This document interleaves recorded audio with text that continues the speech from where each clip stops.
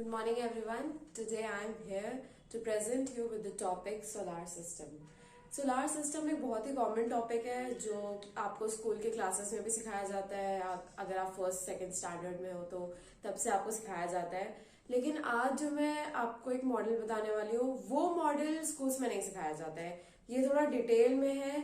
जैसे स्कूल्स में हमें सोलार सिस्टम के नाम पे सिर्फ प्लैनेट्स के बारे में बताया जाता है और हमारे स्टार सन के बारे में बताया जाता है। लेकिन सोलार सिस्टम और भी काफी चीजों से बना होता है और भी काफी चीजें कंप्राइज करता है। तो आज हम उसके बारे में भी डिटेल में देखेंगे। तो चलिए स्टार्ट करते हैं।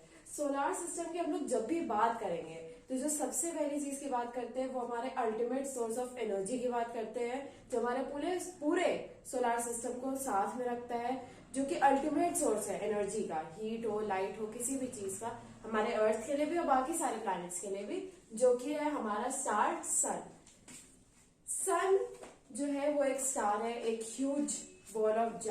ह्यूज जाइंट बॉल है, गैसेस का, डस्ट का, प्लाज्मा से बना होता है, बहुत ही ज्यादा गर्म होता है और अर्थ तक लाइट पहुंचाता है, बाकी सारे प्लैनेट्स तक भी पहुंचाता है।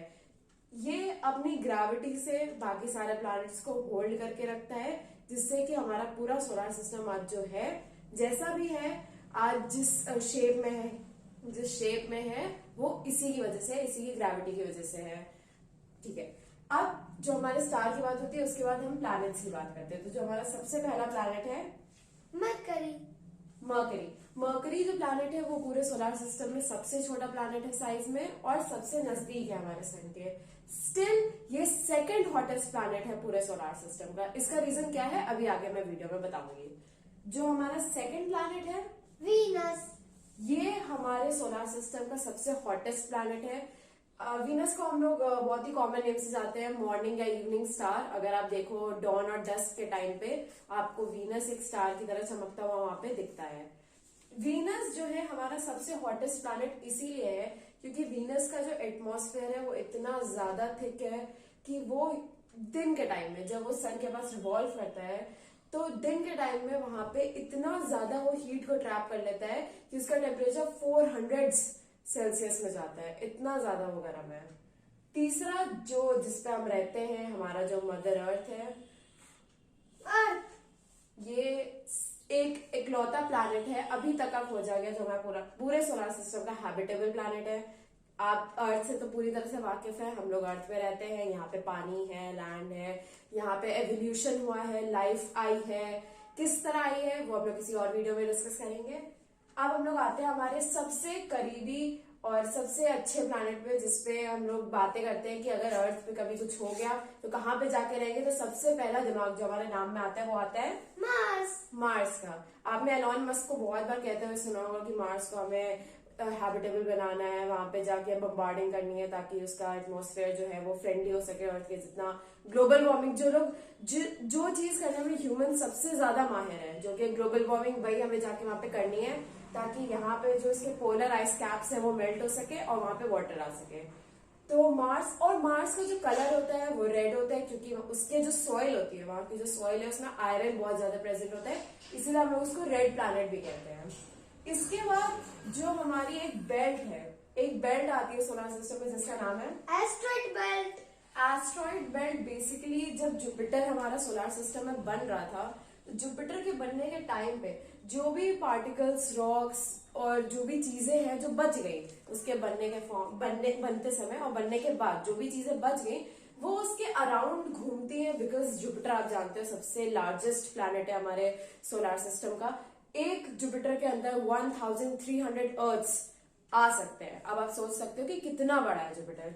तो जुपिटर की ग्रेविटी इतनी ज्यादा होती है कि वो अपने आसपास इन सबको रिवॉल्व कराता है, इसीलिए इसके अराउंड एक बेल्ट बन गई है जिसको हम लोग एस्ट्रॉइड बेल्ट कहते हैं।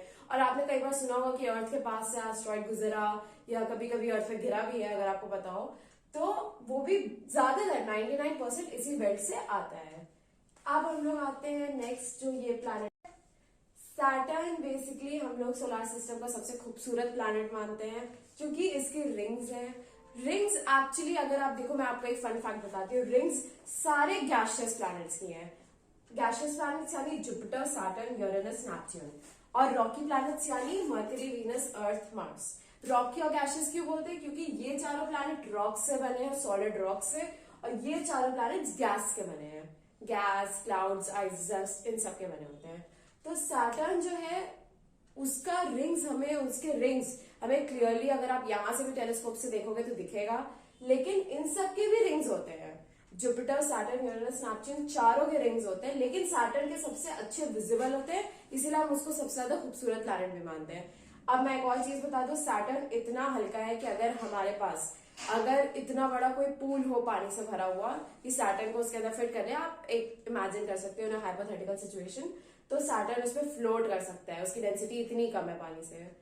ये फन फैक्ट था। नेक्स्ट हम लोग आते हैं यूरेनस प्लैनेट के बारे में। जो सबसे इंटरेस्टिंग बात है वो ये है कि अगर आपने देखा हो, अपने क्लासेस में पढ़ा होगा कि अर्थ जो है वो एक एक्सिस के अबाउट रोटेट करती है, और वो एक्सिस 23.5 डिग्री के अप्रॉक्स घुमा हुआ है, टिल्टेड है, और वो उसके अप्रॉक्स ऐसे ऐसे रोटेट करती है। लेकिन यूरेनस का जो एक्सिस है वो इंटरेस्टिंगली 180 डिग्री घुमा हुआ है, इसीलिए यूरेनस ऐसे रोटेट करने के बजाय ऐसे रोटेट करता है। ठीक है, ये बहुत अच्छा फन फैक्ट है अगर आपको जानना है तो। नेक्स्ट हम लोग आते हैं नेपच्यून हमारा सबसे दूर प्लैनेट है, स्टिल ये सेकंड कोल्डेस्ट प्लैनेट है, सबसे ज्यादा कोल्डेस्ट प्लैनेट यूरेनस है, सेकंड कोल्डेस्ट प्लैनेट हमारा नेपच्यून है, और नेपच्यून सबसे दूर भी है। इसको सबसे ज्यादा टाइम भी लगता है सन के अराउंड रिवॉल्व करने में, क्योंकि इसका ऑर्बिट सबसे ज्यादा है। नेपच्यून के बाद हमारा जो प्लैनेट्स का है वो रोल यहाँ पे खत्म हो जाता है। इसके बाद हमारा एक बेल्ट आता है जिसको हम लोग काइपर बेल्ट कहते हैं। काइपर बेल्ट बेसिकली आइस का बना होता है, क्योंकि वहां तक सन की जो एनर्जी है वो बहुत कम पहुंचती है, हीट बहुत कम पहुंचता है, इसीलिए ये बहुत ही ठंडा रीजन है। ये पूरा आइस आइस वगैरह के बना होता है। और अगर आपने कभी सुना हो कॉमेट्स के बारे में कि कॉमेट दिखा हमें, कहते हैं टूटता तारा इज बेसिकली अ कॉमेट। तो कॉमेट जनरली यहीं से आते हैं, क्योंकि कॉमेट्स आइस के ही बने होते हैं, वो काइपर बेल्ट से ही आते हैं। काइपर बेल्ट में हमारे सारे ड्वार्फ प्लैनेट्स होते हैं, जो पहले प्लैनेट्स कंसिडर किए जाते थे, but due to various reasons उनको अब हम लोग प्लैनेट कंसिडर नहीं करते, उनको हम एक नई कैटेगरी में डाल देते हैं, जिसको हम लोग कहते हैं ड्वार्फ प्लैनेट। और एक उसमें से बहुत ही पॉपुलर है जिसको हम लोग प्लूटो के नाम से जानते हैं, जिसको 2010 में वापस प्लैनेट के उसमें लाने की कोशिश की गई थी, बट वो ड्यू टू सर्टेन सर्कमस्टांसेस नहीं हो पाया था। स्टिल ये अभी भी एक ड्वार्फ प्लैनेट है। इसके बाद जो हमारी लास्ट चीज आती है हमारे सोलर सिस्टम की, उसको हम लोग ओर्ट क्लाउड कहते हैं। ओर्ट क्लाउड ये बस हमें ये बताता है कि डिवीजन, हम लोग यहाँ पे एक इमेजिनरी लाइन मान लेते हैं कि अब इसके बाद हमारा सोलर सिस्टम खत्म हो गया। सोलर सिस्टम यानी सन का जो ग्रेविटेशनल फोर्स है वो इसके बाहर नेग्लिजिबल होता है, इसके बाहर अब वो उतना ज्यादा ग्रेविटेशनल पुल नहीं लगा पाएगा, इसलिए इसके बाद हम लोग अपने सोलर सिस्टम का एंड मानते हैं। Thank you so much. अगर आप एक बार पूरा सोलर सिस्टम एक साथ देखना चाहते हैं तो आप एक बार देख लीजिए। ऐसा ही कुछ दिखता है, हमारा थ्योरेटिकल मॉडल है हमारा सोलर सिस्टम का। और अगर आपको वीडियो अच्छी लगे तो प्लीज लाइक एंड सब्सक्राइब करिएगा, कमेंट डाउन करिएगा और बताइएगा कि आपको वीडियो कैसी लगी। Thank you. And share also.